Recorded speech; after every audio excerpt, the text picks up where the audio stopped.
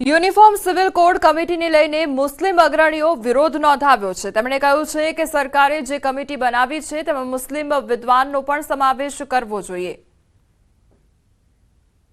યુપીસીની જે કમિટી બની છે આદરણીય રંજનબેન દેસાઈની, એ કમિટીની સાથે એક મુસ્લિમ વિદ્વાનને પણ હોવો જરૂરી છે, કારણ કે હિન્દુસ્તાનના અંદર બહુ મોટી સંખ્યાના અંદર, બોડી સંખ્યાની અંદર મુસ્લિમ સમુદાય વસી રહ્યો છે।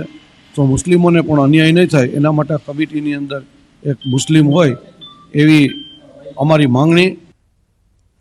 સ્થાનિક સ્વરાજ્યની ચૂંટણી પહેલા ભાજપની ભવ્ય જીત અને 68 નગરપાલિકાની 196 બેઠક બની છે બિનહરીફ। જૂનાગઢ મહાનગર 9 બેઠકો થઈ બિનહરીફ। તાલુકા પંચાયતની અને પેટા ચૂંટણીની 10 બેઠકો થઈ છે બિનહરીફ।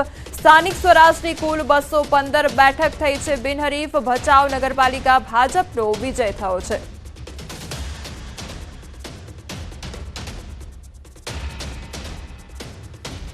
તો સ્થાનિક સ્વરાજની ચૂંટણી પહેલા જ ભાજપની મોટી જીત પ્રાપ્ત થઈ છે। સ્થાનિક સ્વરાજની ચૂંટણી યોજાય તે પહેલા જ ભાજપમાં જશ્નનો માહોલ જોવા મળી રહ્યો છે। 68 પાલિકાની 196 બેઠકો જે છે તે બિનહરીફ થઈ છે। જૂનાગઢ મહાનગરપાલિકાની પણ 9 જેટલી બેઠકો છે તે બિનહરીફ થઈ છે। તો સ્થાનિક સ્વરાજની કુલ 215 બેઠક બિનહરીફ થઈ છે અને ભાજપમાં પહેલેથી જ જશ્નનો માહોલ જોવા મળી રહ્યો છે। હાલ સમાચારોમાં બસ આટલું જ। વધુ સમાચાર